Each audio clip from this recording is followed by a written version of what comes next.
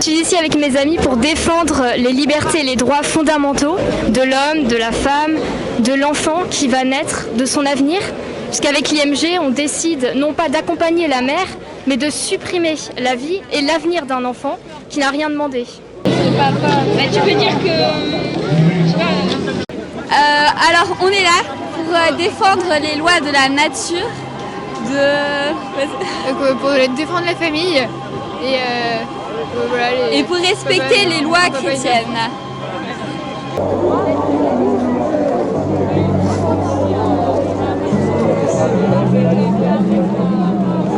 Alors, si j'avais un mot à dire, prochaines élections, je demanderai au candidat où est-ce qu'il était lorsque ça s'est voté au Parlement.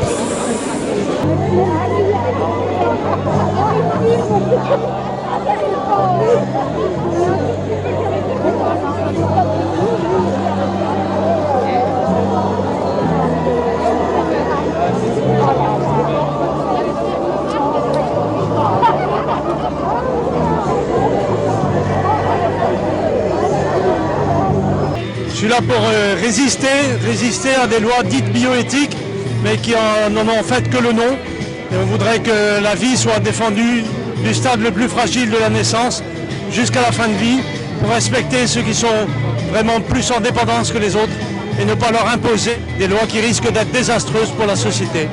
Voilà pour l'essentiel.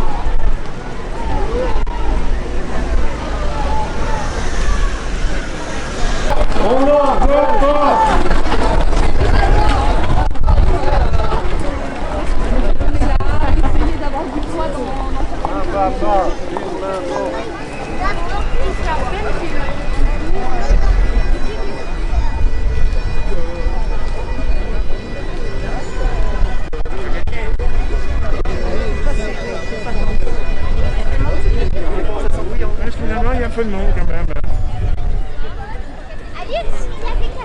Tu peux m'en coller un sur le sac?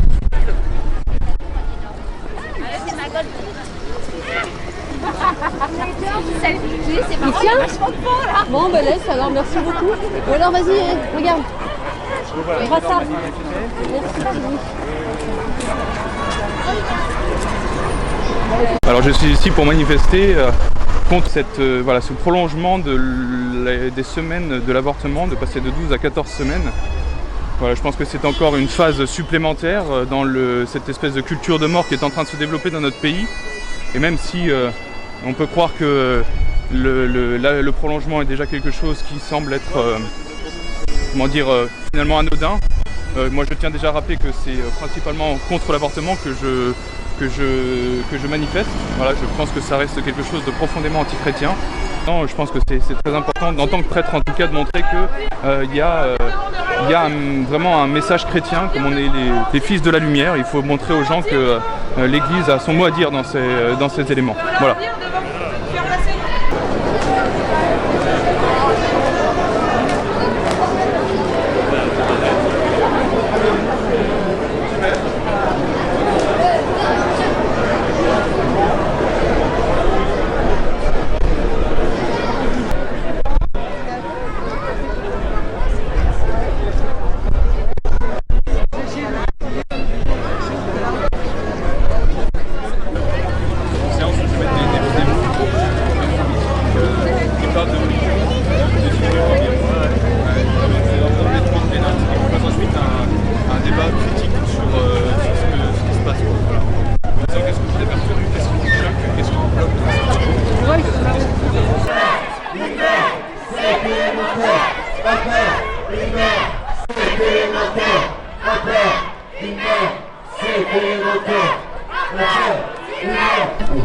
On avance sur le banc de flanc, on avance.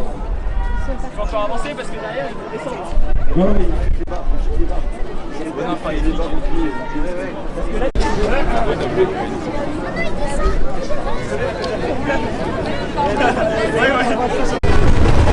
ont voulu se débarrasser de ce texte en plein été, alors que les urgences politiques, sanitaires, économiques, sociales étaient évidemment ailleurs.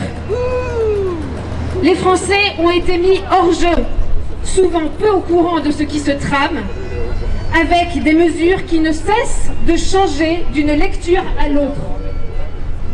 Le texte a été totalement remanié, voté par uniquement 60 députés sur 577. Il passe à côté de 3 véritables urgences. D'abord, la véritable lutte contre l'infertilité, l'arrêt de l'engrenage eugéniste et le respect de l'intégrité de l'espèce humaine. Plus on avance dans l'examen de cette loi, plus elle se vide de l'éthique et met en danger les principes de protection de la dignité et de la vie humaine, avec une procréation toujours plus artificielle qui inaugure clairement un droit à l'enfant, alors que les députés ont refusé d'inscrire dans la loi le principe selon lequel nul n'a le droit à l'enfant, contrairement aux sénateurs. PMA sans père, bouleversement de la filiation, double don de gamètes qui aboutit à fabriquer des enfants, congélation des ovocytes pour des femmes encore jeunes, pour une hypothétique maternité tardive et risquée pour la santé des femmes. Un pas de plus a été franchi vers le marché de la procréation avec la collecte et la conservation de gamètes humains par des établissements. Une sélection accrue des enfants avant la naissance, y compris sur des critères génétiques. C'est en complète contradiction avec la politique de société inclusive, soi-disant prônée par le gouvernement. Il y a un autre glissement qui se fait dans l'ignorance générale, sans sans précaution pour l'intégrité même de l'espèce humaine. Avec, on en a parlé il y a un an, Alliance Vita était lanceur d'alerte, cette création de chimère homme-animal que notre association a dénoncée en tant que lanceur d'alerte, alors que personne n'avait vu cette disposition camouflée dans le texte. Il y a un an, je vous rappelle, nous avons été pris pour des fantaisistes. Voilà ce qui arrive aujourd'hui et c'est réel. Mais aussi la création d'embryons humains génétiquement modifiés. Ce serait évidemment jouer aux apprentis sorciers à l'heure où la naissance d'enfants génétiquement modifiés en Chine a provoqué une réprobation mondiale et éclabousse le monde de la recherche. Pourquoi cette obstination à rejeter tout principe de précaution? La crise sanitaire a changé la donne et nous devons en tenir compte. Et nous faisons conscience que l'humanité est fragile, qu'elle est à protéger autant que la nature. Le principe de précaution qui concerne l'environnement doit s'appliquer aussi à l'espèce humaine. Au nom d'Alliance Vita, que je représente ici, j'ajoute un dernier point. Nous sommes particulièrement mobilisés contre l'adoption sans aucun débat préalable de l'amendement du 31 juillet qui fait exploser l'encadrement de l'avortement en France. Il ajoute un critère de détresse psychosociale pour avoir recours à l'interruption médicale de grossesse et avorter pendant les 9 mois de la grossesse d'un fœtus en parfaite santé. Un tel critère invérifiable ouvrirait la porte à de nouvelles dérives.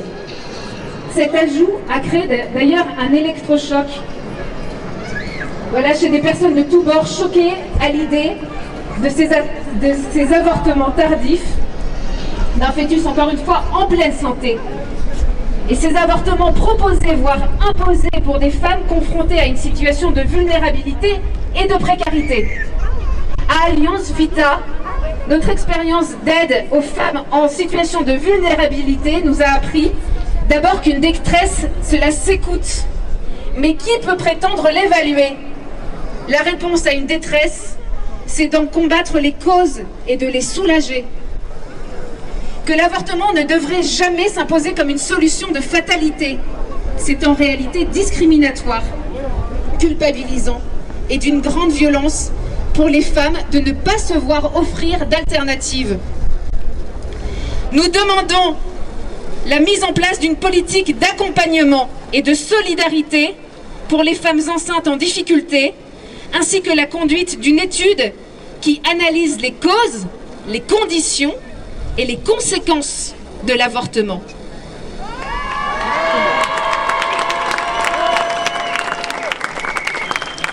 Avec ce projet de loi bioéthique, ce qui restait de la protection de l'être humain est gravement mis en souffrance. Le gouvernement doit prendre ses responsabilités et retirer ce projet de loi.